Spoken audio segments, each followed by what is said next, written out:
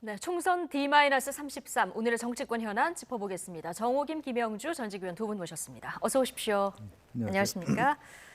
자, 공천 작업이 막바지에 들면서 여야 대표의 발언 수위도 높아지고 있습니다. 국민의힘 한동훈 비대위원장은 이재명 대표의 정치적 고향 성남을 찾아서 이 대표의 사법 리스크를 정조준했습니다. 먼저 듣고 오시겠습니다. 이재명 대표의 대장동 비리니 백현동 비리니 하는 식의 비리 때문에 성남 시민의 명예가 훼손됐습니다. 저희가 성남에서 반드시 여러분의 선택을 받아서 성남시의 명예를 회복하고 성남을 다시 한번 역동적 발전의 중심에 놓겠습니다. 오늘 지금 이 시간에 성남에서 우리가 가장 어렵다고들 하는 성남 수정에 왔고 이재명 대표는 서초동의 법정에 있습니다. 네, 오늘 하필 이재명 대표의 재판이 열린 날이었는데요. 한동훈 위원장이 성남을 찾았습니다. 이건 뭐 전략적 행보라고 봐야 될까요? 그렇죠. 이제 한동훈 비대위원장의 행보를 보면 과거의 총선에서 그 당대표들의 행보와 조금 이제 그 구별이 되는 부분은 자당의 험지라고 하는 곳을 굉장히 집중적으로 공략하는 그런 모습을 보이거든요. 어떤 당대표의 경우에는 승리하기 어려운 지역은 일부러 이렇게 빼놓고 다니는 당대표도 있었어요. 그러니까 자기가 간 지역은 반드시 승리한다라는 하나의 그런 그 기록을 남기기 위해서 그런 전략적 행보도 하는데 한동훈 위원장 같은 경우는 사실 지금 성남 수정이라고 하는 곳은 국민의힘으로서는 험지 중에 험지로 분류되는 곳입니다. 거기 성남의 분당 가부를 빼면은 상당히 어려운 지역인데 상당히 그 어떤 그 뭐라 그럴까 전쟁으로 치면 네. 맹장의 어떤 그 모습을 보임으로써 그 유권자들의 지지를 호소하면서 또 그 지역에 공천된 사람들에게 상당한 동기부여를 하는 예. 그런 역할을 지금 톡톡히 하고 있다라고 보여집니다. 보통은 지도부가 지원 요새를 할 때 험지보다는 텃밭을 많이 그렇죠. 가는군요. 네. 자, 오늘 한동훈 위원장이 발언을 한 곳이 양지마을이라는 곳인데요. 이게 이재명 대표가 경기도지사 시절에 살았던 곳이라고 합니다. 네. 자, 이재명 대표는 양평 어제 가서 또 김건희 여사 리스크 또 부각을 시키고 정권 심판론을 최근 많이 부각시키려는 이런 발언들을 많이 하고 있는데 자, 한동훈 위원장 이거 좀 견제하는 이런 모습도 좀 눈에 띄어요. 그렇습니다. 이재명 대표는 양평까지 가서 원희룡 장관을 공격하는 네. 또 윤 정부를 공격하는 그런 측면을 바로 꼬리에 꼬리를 물듯이 한동훈 비대위원장은 또 이재명 대표의 가장 과거의 안방이었던 네. 그곳에 가서 성남 또 수원 이런 쪽을 들어보면서 이렇게 경기 남부 지역을 하나의 어떤 그 공격해서 들어가는 걸 볼 수 있습니다. 실제로 뭐 한동훈 비대위원장이 목표로 하는 것은 사실은 수도권의 진출이거든요. 그래서 제일 많이 갔던 곳이 수원이고 또 그리고 수원, 용인, 성남이 같은 벨트일 수 있기 때문에 예. 경기 남부 벨트를 집중 공격하는 거 아닌가 그렇게 보여지고요. 또 결국 화성 동창까지 이어질 겁니다. 이제 거기서 파열음이 나면 지금 오히려 서울은 어느 정도 한강 벨트를 타고 훈풍이 불고 있어요. 국민의당 입장에서는, 국민의힘 당 입장에서는. 그렇기 때문에 서울은 이 분위기 정도면 괜찮다라고 생각하고 가장 어렵다고 생각하는 거의 수도권이 그 경기 지역은 거의 다 내주다시피 했거든요. 거의 경기, 5석밖에 인천, 예, 못 했기 때문에 결과적으로 인천 쪽은 말하자면 원희룡, 최원식 두 사람을 통해서 계양 가부를 통해서 공격해 가고 또 수원 그리고 용인 또 성남 분당 지역입니다만은 그 지역 벨트를 통해서 경기 남부 지역을 원래 경기 북부는 국민의힘이 그래도 유리한 지역 아니겠습니까? 그렇게 되면 뭐 수도권에서 지난번보다 한 3, 40석, 2, 30석을 가져온다라고 하면 한동훈 장관으로서는 이기는 말하자면 재미있는 게임이 되거든요. 이제 그런 부분이 철저하게 작동되고 있다라고 봐야 될 것 같습니다. 네. 자, 그동안 법원의 출석하면서 말을 극도로 아꼈던 이재명 대표, 오늘 이례적으로 정부 여당을 맹비난했는데요. 이 얘기도 잠시 듣고 오시겠습니다. 대통령의 부인은 주가 조작, 디올백 수수 이런 명백한 범죄 혐의들이 상당한 증거에 의해서 소명이 되는데도 수사는커녕 국회가 추진하는 특검까지도 대통령의 거부권 행사로 막고 있습니다. 제 아내는 7만 몇천 원 밥값 대신 냈다는 이상한 혐의로 재판에 끌려다니고 국민들께서 이 불공정과 이 무도함에 대해서 이번 총선에서 심판하실 것으로 믿습니다. 예. 자, 김건희 여사와 자신의 아내를 비유하는 이런 발언도 했고요. 이례적으로는 굉장히 길게 하고 싶은 말을 다 쏟아낸 이런 발언이었는데요. 자, 어떻게 들으셨습니까? 본인이 그렇게 생각하고 있는 거에 더해서 이제 친명계 일색으로 공천을 거의 마무리했다라고 스스로 이제 판단하고 있는 것 같아요. 그래서 본인은 이번 공천을 공천 혁명이라는 표현까지 쓴 것으로 제가 기억을 하는데요. 그러면서 이제 본격적으로 윤석열 정권 심판 논리를 이제 구사하면서 그 몇 가지 쟁점에 대해서 매우 자극적인 소재죠. 특히 대통령 배우자와 관련한 그런 자극적인 소재를 이제 최대한 그 부각시키면서 윤석열 정부를 심판하는 그런 이제 그 레토릭을 쓰겠다라는 의지를 지금 강력히 드러내 보이고 있거든요. 단지 이제 제 아내는 7만 몇천 원 밥값 대신 냈다는 이상한 혐의 이렇게 얘기를 하지 않습니까? 물론 대통령 배우자와 관련한 그러한 쟁점은 변론으로 하더라도 그 지금 법인카드 사용과 관련해 가지고는 그동안 상당히 논란이 있었고 또 본인도 그거와 관련해서 사과도 하지 않았나요? 그런데 그 얘기를 이렇게 비교하는 것까지는 뭐 본인의 의사표현의 자유이겠으나 저렇게 얘기를 하면은 사실 법인카드로 그동안에 뭐 과일에 초밥에 뭐 고기에 심지어는 본인이 쓰는 샴푸에 뭐 별 얘기가 다 나왔잖아요. 근데 일단 그런 것에 대해서 나는 이 정도의 허물인데 상대방은 지금 거의 들보에 해당하는 허물 아니냐 이렇게 얘기하는 것 같은데 우리나라 정치판이 말입니다. 뭔가 본인이 어떤 국가의 어떤 그 도움이 되는 뭔가를 했다라는 얘기보다는 내가 차악이다라는 얘기를 이렇게 주고받으면서 공전을 벌이는 것이 유권자 입장에서 어떻게 들릴까를 한번 본인도 생각해야 되는 거 아닌가 싶습니다. 자, 이재명 대표가 공천 잡음이 한창 불거질 때는 굉장히 말을 아꼈거든요. 기자들 질문에도 답을 잘 안 했었는데 자, 최근 들어서 발언 수위를 올리고 있고요. 그리고 과거 이재명 대표 스타일로 지금 발언을 하고 있는 이런 모습이에요. 어떻게 보고 계십니까? 이제 좀 정신 차린 거죠. 한동훈 비대위원장이 엄청 당하고 난 다음에 한동훈하고 말을 걸면 안 되겠구나라고 생각하는 거예요.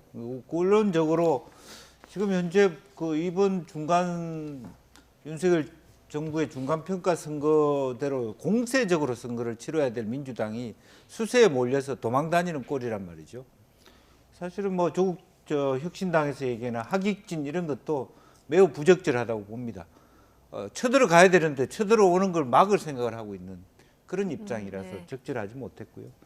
실제적으로 보면 이제 그 현재 지금 이제 민주당 공천이 아직까지 말하자면 탈당도 있고 잡음이 끊이지 않아요. 어제 오늘도 마찬가지로 밤에 결정했던 공천 결정자를 아침에 바뀌지 않나. 그러다 보니까 전체 분위기 자체를 다른 방향으로 돌려야 된다. 프레임 전환이 필요하고 일찌감치 그래서 해야 되는 건데 윤 정부에 대한 심판, 무능 심판에 포커스를 맞춰야 되는데 한동훈의 공약에 놀아났다고 좀 과하게 얘기하면 그게 말다툼 하다가 손해만 봤다고 결과적으로는 모든 지지율이 그걸 얘기해 주고 있거든요. 분위기 자체가 이상하다는 걸 느끼는 거죠. 이제 실제로 보면 이재명 대표가 하는 말에 공감하는 건 아니지만 우리 국민들이 생각할 때 물가라든지 경제라든지 이런 부분에 있어서는 또 현 정부가 하는 여러 가지 거치는 행태에 대해서는 윤 정부의 브레이크는 필요하다고 생각하는 거거든요.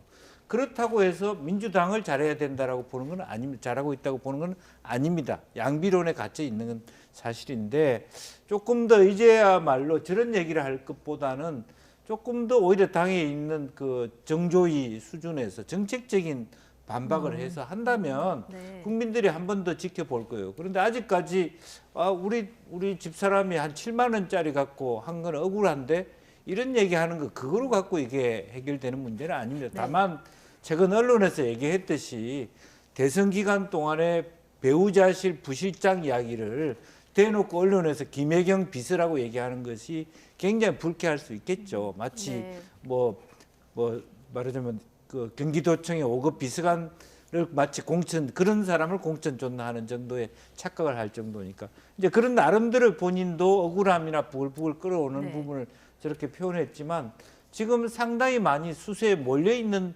상태에서 이제 자기 나름대로 공천이 거의 여야 모두가 예.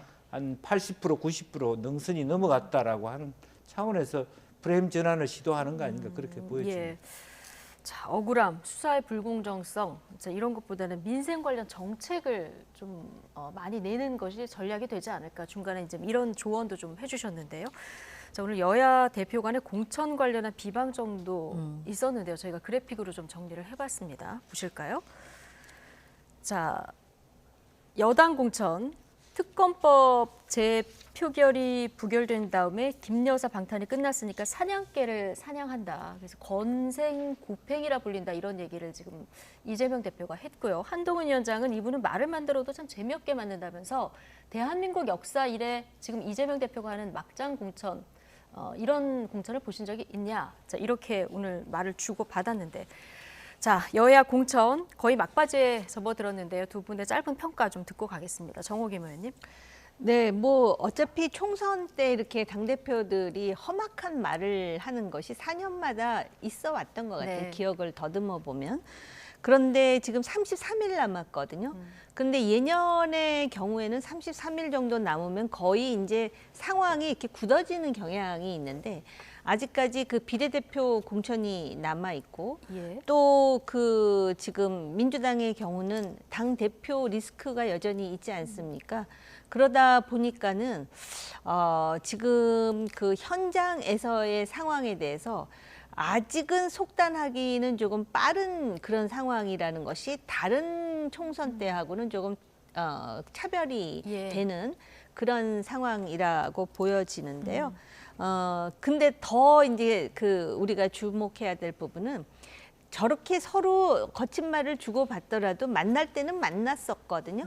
근데 거의 만남이 없는 상황에서 저런 그 강한 용어들이 이제 서로 그 왔다 갔다 하다 보니까는 유권자들 입장에서는 상당히 그 뭐라 그럴까 난감하고 아직까지 그 결정하지 못한 중도 무당층이 있으리라는 예상은 가능할 것 같아요. 예.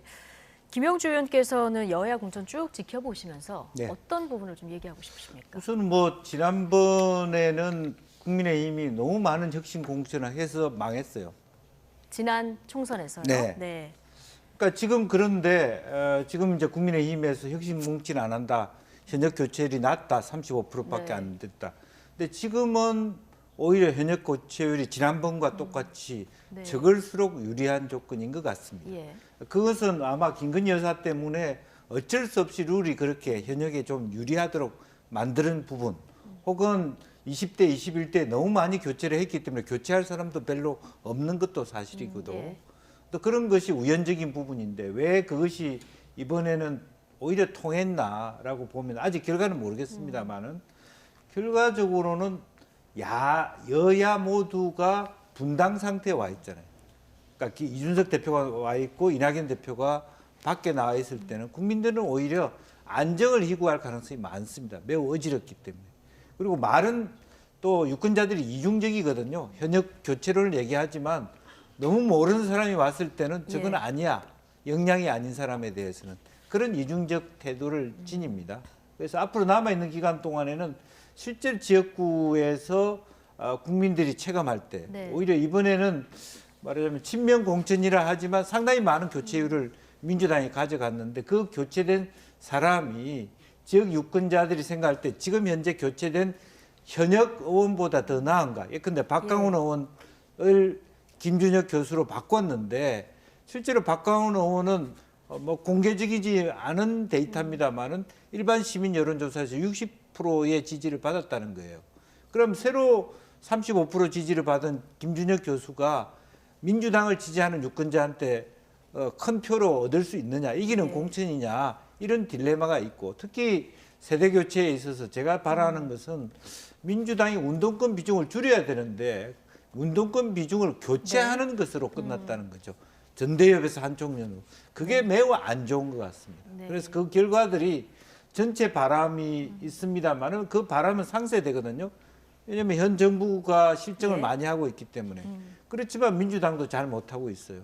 그러면 인물 구도가 될 텐데 그 인물 구도를 오히려 유권자들이 다 안정된 사람, 검증된 사람으로 할 가능성이 많아졌다.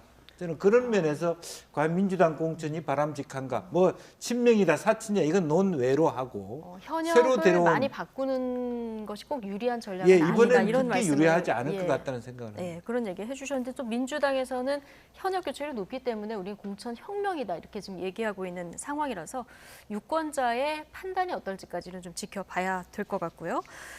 자, 민주당 그 공천 얘기 앞서 잠깐 얘기를 해주셨는데. 서대문 갑지역이 우상호 의원이 이제 불출마 선언하면서 청년 전략 지역으로 선정되지 않았습니까? 여기서 이제 공개 오디션을 했는데요. 3인 후보가 결정이 돼서 발표를 했었습니다. 자, 어떻게 발표를 했었냐면 권지웅 전 비대위원이죠. 그리고 김규현 변호사, 또 성치훈 전 청와대 행정관 이렇게 3명이 경선을 한다 이렇게 발표가 됐었는데요. 자, 오늘 아침 하루 만에 좀 명단이 바뀌었어요. 마지막에 있는 성치훈 전 청와대 행정관이 김동아 변호사로 바뀌었는데 좀 시끌시끌합니다. 왜 그런 겁니까? 아니, 이 지금 성치훈이라는 사람과 관련해서는 이미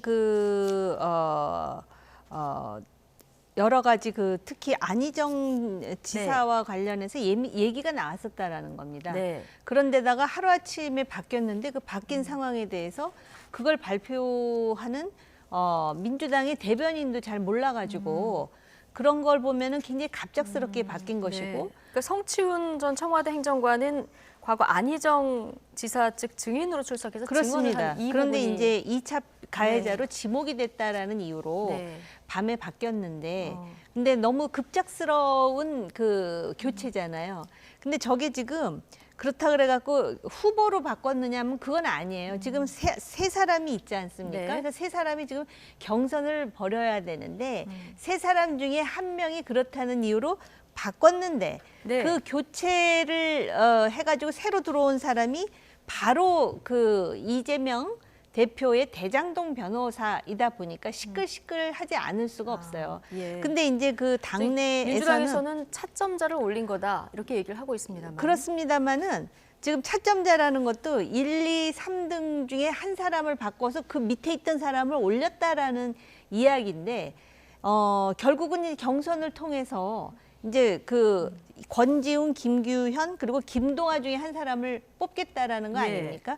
근데 하필이면 새로 예비 후보로 올라온 사람이 대장동 변호사이다 보니까 굉장히 그 안에서도 예민하고 또 성치훈 전 행정관의 반발이 굉장히 지금 세게 나오고 있는 상황이라는 거죠. 저는 이게 참 이상한 게 왜 이런 일로 이렇게 논란을 일으켜서 또 뉴스거리를 만드는지 정무적으로 판단할 때 그리고 이미 이 지금 성 행정관이라는 사람이 안희정 전 충남지사의 성폭력 사건과 관련해서 이 얘기는 이미 있었다라는 거예요. 그래서 그거와 관련해서 질의응답도 했다라는 것인데 결국은 고소고발도 된 게 없고 그 내부의 사정은 그 내부 인사이더들만 알겠죠. 근데 이거 자체가 지금 뉴스의 쟁점이 돼서 이렇게 시끌시끌해지는 것이 민주당 전체의 총선 구도에는 도움이 안 되는 것은 분명할 것 같습니다. 성치훈 행정관은 승부 조작이나 다름없다. 자, 이렇게 이제 반발하고 있는 상황인데요. 자, 앞서 정호김 의원님이 말씀해 주셨듯이 오늘 강선우 대변인이 아침에 의결된 명단을 발표하는데 어제 발표된 명단하고 다른 점에 대해서 통보를 못 받았던 모양이에요. 네. 그러다 보니까 기자들 질문이 있었고 좀 혼선이 있었는데 좀 전체적인 과정이 좀 매끄럽지 못한 부분은 매끄럽지 있는 거죠. 못했죠. 또 여성 전략 공천도 매끄럽지 못했습니다. 그러니까 이번에 청년 전략 공천도 매끄럽지 못했고, 다만 청년 전략 공천은 이미 서대문 갑이라고 하는 걸 미리 정해준 바가 있습니다만은 여성 전략 공천은 사실은 송갑석 의원 지역에 여성 전략 공천을 했다가 그 생각했던 여성이 안 나옴으로 인해서 그게 갑자기 순천 구례 곡선으로 가는 과정이 매끄럽지 못했고, 네. 또 실제로 국민의힘에도 총무국장 출신의 어떤 당직자들이 나왔어요. 권양엽 후보하고 비슷한. 그분은 사실 부산 동네에서 경선에서 이겼거든요. 예. 그런 정도의 수준에 맞춰서 경선을 했으면 될 일을 거기도 분란이 생겼고 또 여기도 분란이 생겼다라고 하는 것은 전체적으로 민주당의 결과적으로 평가를 해봤을 때 국민들이 지금 뭐 여러 언론에서도 예. 평가를 공천에 대한 평가를 하고 있습니다만은 어찌됐든 간에 거의 비슷비슷한 하자가 있는 공천을 함에도 불구하고 국민의힘의 공천은 매끄럽다고 느끼는 거고 예. 더불어민주당의 공천은 상당히 문제가 있다고 국민을 느끼게 하는 부분이 있는 거고, 만약 이 일도 여성 단체들이 그런 문제 제기가 있다 그러면 3인 추천제에서 2인 추천제로 하면 되는 거예요. 아, 예. 그러니까 성치훈 씨는 못한다 그러면 중간에 그런 문제에 있어서 못하면 권지웅 그다음에 뭐 김 변호사 이 두 분으로 김균 변호사 2인 경선으로 하게 됐습니다라고 하면 채점자를 올리지 말고 예. 논란이 될 소지가 있을 수도 네. 있으니까. 근데 예. 실제적으로 만약에 지금 현재 뭐 김동아 변호사가 올랐는데 그리고 이제 올라가는 사람이 마지막에 후보가 됐을 경우 그 봐라. 결국 대장동 변호사 넣으려고 저렇게 꼼수한 거 아니냐. 딱 걸린 네. 거죠. 네. 아니 뭐 이거는 어떤 뭐 의도가 있어서 이렇게 한 건지는 저희가 확인할 수 없습니다만 어쨌든 이런 결과론적으로 만약 그런 오해의 소지가, 오해의 있을 소지가 수도 있는 있으니까, 거죠. 예, 굳이 이렇게 해야 했느냐라는 네, 네, 네. 예, 말씀을 해주셨고요. 민주당이 밀고 있는 여전사 3인방 가운데 한 명이죠. 추미애 전 장관 하남 갑 후보로 전략 공천됐죠. 자, 서울 동작을 해서 나경원 전 의원을 피해서 경기도로 간 것 아니냐는 일각의 주장에 대해서 오늘 이렇게 답했는데요. 이 얘기도 듣고 오시겠습니다. 당의 조사니까 이게 보안이 있는 거죠. 근데 듣기로는 저에게 이제 동작을 추천하면서 그 당시에 12% 정도 압도적으로 앞서고 있다라고 장관님이요? 네네 하셨는데 각 당의 어떤 대표적인 여성 인물끼리 부딪혀가지고 실컷 까십거리나 제공하고 뭐 외모 경쟁한다 이렇게 윤석열 정권 심판 이것이 부각돼야 되는데 윤석열 정권 심판론은 들어가 버리고 정치 까십거리만 자꾸 생산이 되면 바람직하지 않겠다. 네. 자, 내가 지지율에서 앞선다고 동작을 해서 들었지만 여성끼리 부딪히면 혹시 뭐 외모 경쟁이라든가 이런 불필요한 정치적 가십거리가 생산될 우려도 있다. 자, 이런 분석인데 어떻게 보십니까? 이런 얘기는 아마 다른 여성 정치인이라면은 안 하거나 못할 것 같아요. 안 하거나 못할 것 같다. 추미애 후보니까 이렇게 당당하게 할 수 있는 건가? 그런 생각이 들었던 것이 그 당시 2월 초에 문화일보 기사도 그렇고 2월 말에 MBN에서 나온 기사도 그렇고 지금 그 듣기로는이라는 전제를 깔아가지고 본인이 12%가 압도적으로 앞서고 있다고 네. 지금 얘기를 하지 않습니까? 근데 우리가요 보통 이렇게 평론을 하러 나와서도 여론조사 내용에 대해서 이렇게 말할 때 굉장히 조심스러워요. 예. 그리고 막 방송국에서도 당황해하면서 뭐 중앙선거관리위원회 하면서 막 얘기하잖아요. 다 찾아야 됩니다, 예, 저희가. 그런데 예. 본인이 어디서 들어가지고 12% 그렇게 얘기한다면 저도 듣기로는 네. 동작을 본인이 원했는데 여론조사 붙여보니까 뭐 안 돼서 이런 말도 제가 듣기로는 있었어요. 그럴 뿐만 아니라 그 탈락한 이수진 의원이 굉장히 반발했잖아요. 오히려 자기가 경쟁력이 높다 이렇게 얘기하면서 그 굉장히 그 반발했던 기억도 나는데 어디서 들었는지 본인이 들은 거에 대해서 그러면은 얘기를 해줘야 되는 거잖아요. 네. 방송에서. 그런데다가 뭐 여성 정치인들끼리 부딪혀서 가십거리나 제공하고 이거는 어떻게 보면 여성 정치인들 전체를 마치 또 여성 정치인들은 그 나와가지고 가십의 대상이나 되고 또 외모 경쟁 이런 말을 저는 왜 하는지 모르겠어요. 외모 아무튼 그렇다 이겁니다. 네, 예. 마무리하신 거죠? 예. 국민의힘은 뭐 잡음이 전혀 없냐? 그건 아니고 지금 막판 공천에서 좀 잡음이 나왔었고요. 자, 정우택 의원 특히 돈봉투 의혹하고 그다음에 이제 5.18 북한 개입설 이 발언 과거 발언이 논란이 된 도태우 변호사 공천이 지금 야당에서 계속 이게 잘못된 공천이다 얘기를 하고 있습니다. 네. 자, 국민의힘이 이런 공천하면서 왜 우리 공천 비판하냐 이런 대목인데 오늘 장동혁 사무총장은 국민 눈높이에 맞지 않으면 자 밀양처럼 가차없이 결단하겠다 이렇게 얘기를 했거든요. 네. 근데 밀양의 박일호 후보 공천이 취소됐는데 이건 네. 일단 왜 취소된 겁니까? 그것을 아마 이제 실질적으로 예. 뭐 수뢰 혐의라든지 아주 그 당에서 수용하기 어려운 범위 내에서 깊은 범죄 혐의가 있는 것 같습니다. 이제 그렇기 때문에 이것은 공천을 주더라도 당선이 되더라도 문제가 있을 것이라는 그런 내부 판단이 있는 것 같고요. 그 정도로 깊이 있게 얘기를 할 정도면은 그래서 실제로 뭐 그 단체장 재직 시절에 여러 가지 있었던 일들 그런 것들이 이제 수준이 그 말하자면 김연아 의원의 수준보다 훨씬 낮지 않다 그렇게 보여지는 것 같고요. 그런 부분에 있어서는 이제 명확한 잣대를 들이내는 것 같습니다. 네. 수뢰 혐의가 있는 것 같고. 그런데 그럼 정우택 의원 같은 경우는 어쨌든 돈봉투가 오가는 이 CCTV가 공개가 된 측면이 그렇지만 이제 있고요. 그 부분은 예. 당의 입장에서는 그것이 아직까지 기소를 당하거나 수사를 중에 있거나 그런 상태 이전의 상태다고 판단하는 것 같습니다. 네. 실제적으로 보면 뭐 그거는 나중에 그 여러 가지 이제 그 이후에 이 문제에 대해서 아직도 돈 준 사람이 네. 또 다른 그 얘기를 하고 있으니까 예. 그것은 그 지역의 경찰이나 검찰이 판단할 문제가 아닌가. 그래서 그 선이고 예컨대 뭐 김영주 의원도 예. 마찬가지로 뭐 신한은행 채용 비리에서 수사받은 적 없다. 한 번도 뭐 검찰에 예. 불려가거나 경찰에 불려간 적 없다. 뭐 그런 정도의 정리를 구분을 하고 있는 것 같습니다. 네. 근데 이제 그런 의미에서 보면 뭐 민주당이 얘기하고 있습니다만 민주당은 아예 수사도 기소도 다 받고 재판 중에 있고 하는 부분도 거의 스스로가 벽을 열어놨기 때문에 그런 정도의 수준에서 그나마도 국민의힘에 민주당이 그런 공격을 할 만한 그런 입장이 못 된다라고 하는 선을 정리하고 있지 않나 그렇게 예. 보여집니다. 자, 정우택, 도태우 이 두 분 공천에 대해서 만약에 객관적인 증거가 드러나면 이제 가차없이 결단할 준비는 돼 있다라고 했는데 아직까지는 국민 눈높이에 맞다고 국민의힘에서 판단하는 거죠? 글쎄요, 국민의 눈높이에 맞다라고 판단을 하는 것인지 네. 아니면은 좀 더 그 여론을 지켜보는 것인지는 잘 모르겠는데 그 밀양의 박일호 후보는 아마 경선을 했던 것 같은데 네.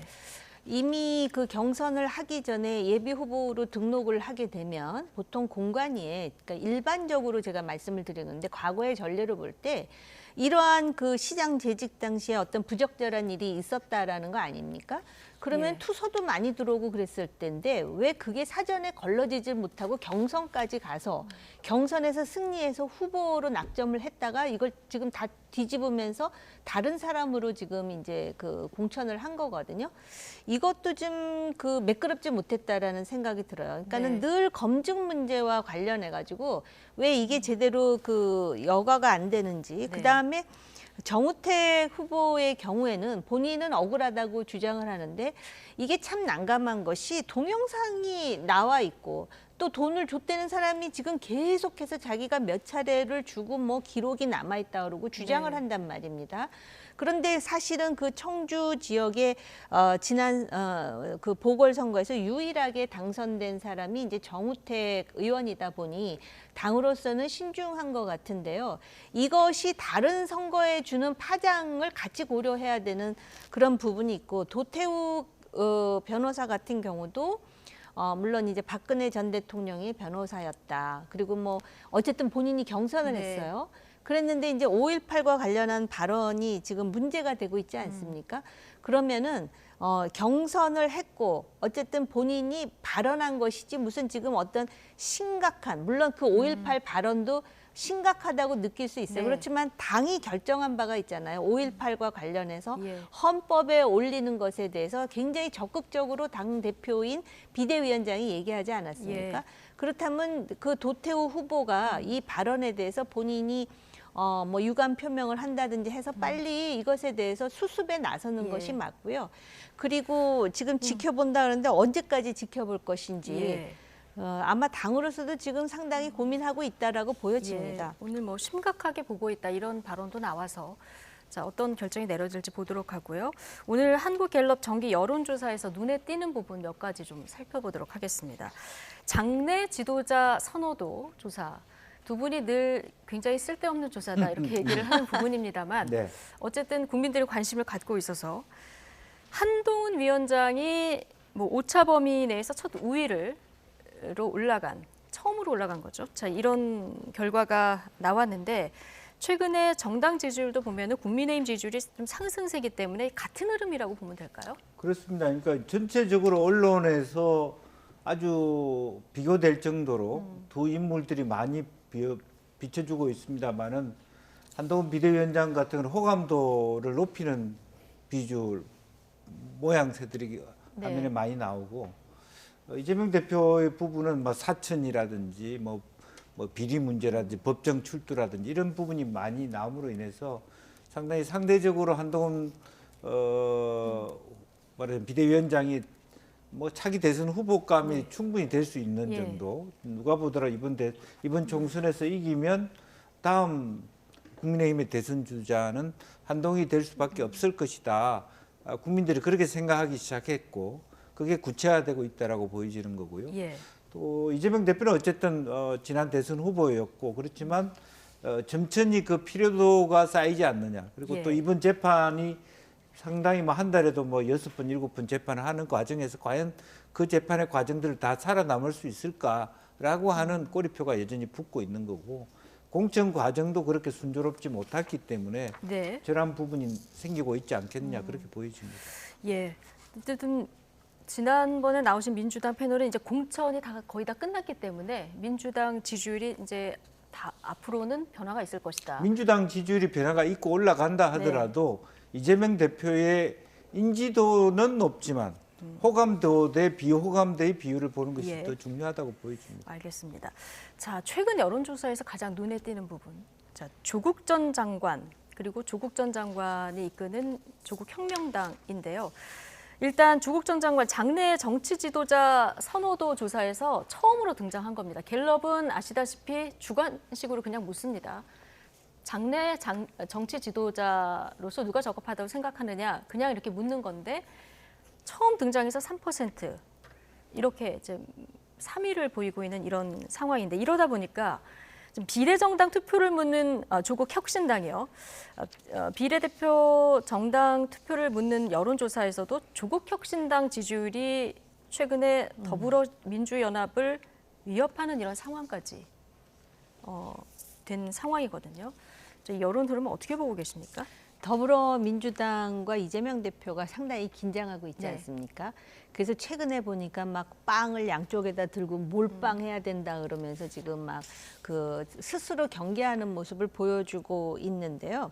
일단 조국 대표가 3% 지지율로 일단 올라와 있다라는 게 아마 그 놀라운 일이겠죠. 왜냐하면은 법무장관 시절에 다른 것도 아니고 본인의 내로남불 때문에 중도층으로부터 완전히 그 뭐랄까 돌아서는 그러한 그 조국 전 장관이었는데 네. 요번에 그 조국 혁신당을 만들어 가지고 지금 비례대표를 보니까 어떻게 보면은 두 자릿수의 비례대표도 낼 것 같다라는 전망치가 나올 정도로 지금 매섭게 상승하고 있고 그것 때문에 다른 제3지대의 당들이 소수 정당들이 예. 지금 본의 아닌 의문의 일패를 지금 당하고 있는 상황이잖아요.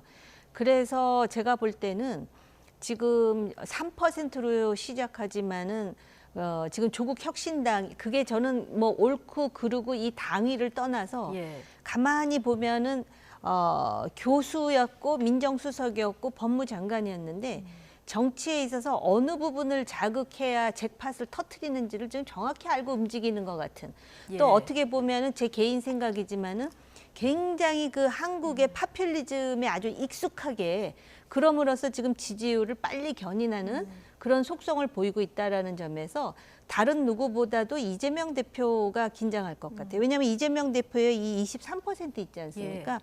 갤럽에서 장내 지도자 선호도 조사할 때부터 이 수치 비슷한 데서 움직이질 않고 있다라는 겁니다. 그래서 이 자체가 의미는 없으나 예. 한동훈 위원장이 지금 24%로 일종의 데드크로스 비슷한 거를 지금 한 거잖아요. 예. 이게 의미가 있는 게 처음에 한동훈 위원장의 경우도 한 자릿수에서 시작해서 계속 올라와서 추격하다가 이번에는 따돌리는, 물론 오차범위 예. 내이긴 하지만 그런 점에서 지금 이번 여론조사는 좀 눈여겨볼 만한 것 같아요. 네. 자, 더불어민주연합. 이 민주당이 주도하는 비례 정당인데요. 여기 공동대표를 맡은 윤영덕 의원 목표 의석을 20석으로 잡았는데 발언 듣고 오시죠. 최소한 21대 선거에서 더불어시민당이 얻었던 득표율보다는 높을 것이다 이런 기대를 하고 있고 그래서 정당 득표율 목표를 40% 이상으로 저희들을 잡는다고 하면 20석 정도를 목표 의석수로 하고 있습니다. 더불어민주연합의 관점에서 조국 혁신당은 한 몇 석 정도 얻을 거라고 전망을 하십니까? 저희 더불어민주연합이 더욱 박차를 가해서 지지율을 끌어올려야 되겠지만 최소한 지금 상황으로 본다면 5, 6석 정도 이 정도는 조국 혁신당이 얻을 수 있지 않을까 하는. 그러니까 더불어민주연합 목표는 20석이다 지금 얘기를 했는데요. 그리고 조국혁신당은 5석에서 6석을 전망한다 얘기를 했는데 앞서 저희가 이제 자막으로 지지율 보셨습니다만은 지금 여론조사에서 비례정당 투표만 해도 국민의 미래가 37, 더불어민주연합이 25, 조국혁신당이 15%거든요. 예. 뭐 어떻게 결과가 나올 것 같습니다. 뭐 예를 들면 우리가 이제 비례대표 의석 전체가 46석이라고 생각했을 때 반을 갖고 온다면 23석이 제로섬일 겁니다. 진보 쪽은. 네. 그렇다면 뭐 기본적으로 예를 들면 23에다가 6만 빼도 더불어민주연합이 20석이 안 되는 비중일 거고요. 예. 지금 봐서는 민주연대라고 하는 당이 새로 들어오면서 이낙연 신당이 민주연대가 될 거예요. 그 당이 아무것도 아닌 것처럼 보이지만 네. 지금 현재 새롭게 뭐 홍영표 예를 들면 박강원 같은 예. 호남 출신의 수도권 의원들이 줄줄이 낙마하는 이 네. 상태에서 출렁거릴 수 있거든요. 그럼 거기 한두 석 정도 되고 조국 혁신당이 8석 정도 맥시멈으로 민주당이 한 16석 정도밖에는 못 얻는 16석도 안 되죠. 13석 정도밖에 안 되는 그런 부분이 있을 거라고 예. 봅니다. 그렇기 때문에 실제로 보면 이거는 국민들이 봤을 때 민주당 중도자들이 봤을 때 더불어민주연합이라고 하는 정당을 너무 지나치게 좌클릭된 정당으로 보기 때문에 차라리 조국혁신당이 더 우리에게 친근하다고 보이지는 그런 반사 이익을 예. 조국 신당이 얻고 있다라고 봐야 되고요. 예. 뭐 지금 이재명이 몇 퍼센트다, 조국이 몇 퍼센트다 중요하지 않고 지금 조국 전 장관이 이번 갤럽 조사에 들어왔다는 것은 이재명의 대안으로 조국이 사람들 머릿속에 떠오르기 시작했다는 것이 매우 큰 의미가 있다. 그런 그렇게 의미에서 보여집니다. 두 분 모두 이 조국 전 장관의 그 차기 지도자 선호도에 등장한 부분으로 이재명 대표 가장 긴장할 것이다 이렇게 해석을 해주셨는데요. 근데 민주당 유권자들 입장에서는 그 지역구와 비례대표에 몰빵 투표를 해야 되나 교차 투표를 해야 되나 굉장히 고민이 많은 상황인데 오늘 민주당 최고위 회의 테이블 화면이 있으면 좀 보여주실 수 있을까요? 이 꽃과 빵이 등장을 했습니다. 자, 이게 민주당 설명으로는 3.8 오늘 세계 여성의 날이라서 이걸 기념해서 준비한 거다. 꽃은 참정권을 상징하고 빵은 생존권을 상징한다. 이런 설명이었는데요. 자, 지지자들은 또 몰빵 시그널이 떴다. 자, 이렇게 오늘 주장하기도 했거든요. 그 지지자들이 벌써부터 그 조국 혁신당에 대해서 경고 내지는 경계하는 그런 목소리들이 나오고 있지 않습니까? 네. 그러니까 이게 참 묘한 것이 4년 전에는 열린민주당이라고 있었거든요. 네. 그 열린민주당이 총선이 끝나자마자 자동적으로 민주당하고 합쳐졌습니다. 그런데 이번에는 이제 그러지 않겠다고 오히려 조국 혁신당에서 지금 선언하고 나섰거든요. 그렇게 되면은 결국은 이 비례대표의 상당수를 조국 혁신당이 잠식할 수밖에 없는 게 지금 그 뭡니까? 더불어민주연합 두 자릿수를 20석을 자신하고 있지만 지금 앞번호에 소수 정당을 배치하겠다는데 소수 정당이 아까 김영주 의원께서 경고하신 바로 뭐 경기 동부연합이라든지 진보라든지 중도층으로부터 어떤 관심을 가질 만한 그런 정치권은 아니라는 것이죠. 그러다 보니까 오히려 지금 그 좌쪽의 이념 성향을 가지고 있는 지지자들 내지는 유권자들을 가지고 예. 서로 경쟁해야 되는 상황이 되다 보니까 오죽하니 빵을 양손에 들고 지금 몰빵 캠페인을 지금 벌써부터 할 정도겠습니다. 그래서 사실 선거 후에 저 두 사람의 어떤 관계 구도가 벌써부터 궁금해지는 네. 그런 장면을 연출하고 있다 이렇게 생각이 듭니다. 네, 지역구 못지않게 이번에 비례대표 의석수도 굉장한 그래서 관심이긴 한데요. 이번 총선 최대 격전지 여론 흐름 하나만 보고 가겠습니다. 인천 계양을 빼놓을 수가 없을 텐데요. 자, 이것도 한국갤럽 여론조사고요. 뉴스원이 의뢰한 여론조사입니다. 이재명 45%, 원희룡 41%, 오차 범위 내 접전인데요. 앞으로 이 흐름이 어떻게 될 거라고 전망하십니까?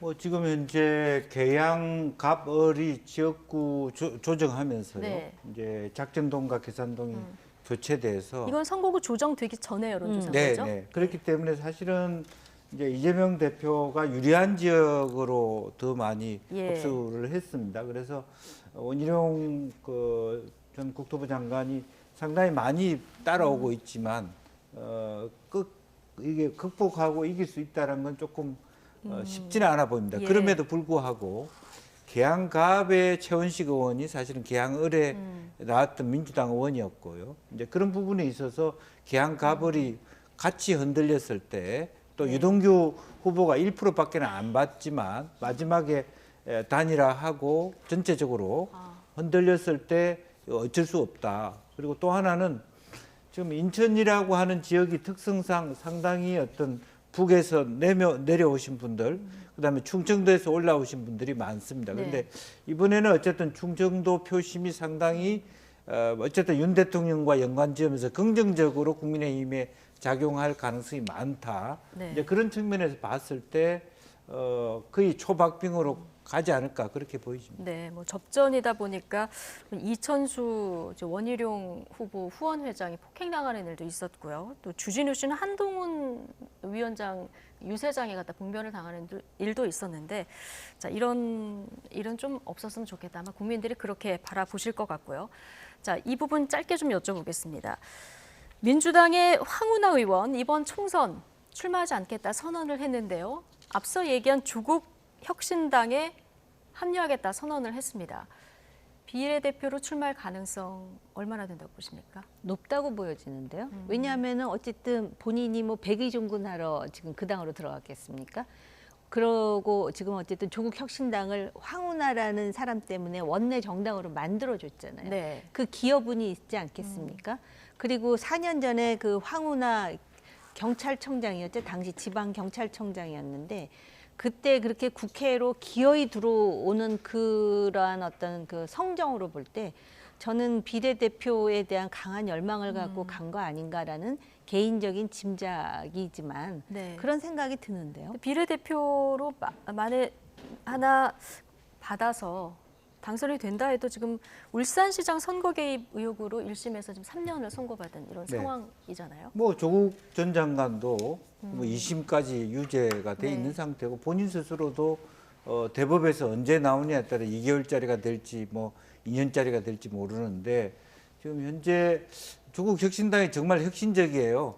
피의자와 검사들이 같이 한 당을 저렇게 거주하면서 네. 저렇게 조국의 미래를 생각하고 혁신을 생각한다는 게 매우 아이러니한 그런 상태에 있다고 봅니다. 근데 지금 뭐 조국 혁신당의 문재인 정부 인사들도 굉장히 많이 집결을 하고 있는 그렇습니다. 이런 상황이라서 예. 이걸 바라보는 이낙연 대표가 이끄는 새로운 미래. 좀 마음이 복잡할 것 같은데요. 입지가 어떻게 될까요? 그것은 어차피 이낙연 그 전 총리에 달려 있는 문제가 아니고요. 호남의 유권자들이 이재명 대표를 보는 시각의 차이에 따라서 어느 정도 반사익을 볼지 안 볼지. 아직은 호남도 이재명 당보다는 조국 혁신당에 더 비례의 가중치를 두고 있다. 그렇게 봐야 될 거예요. 자, 금요일 라이트 포커스 오늘 두 분 말씀 여기까지 듣겠습니다. 정호김, 김영주 전 직원 두 분과 함께했습니다. 고맙습니다.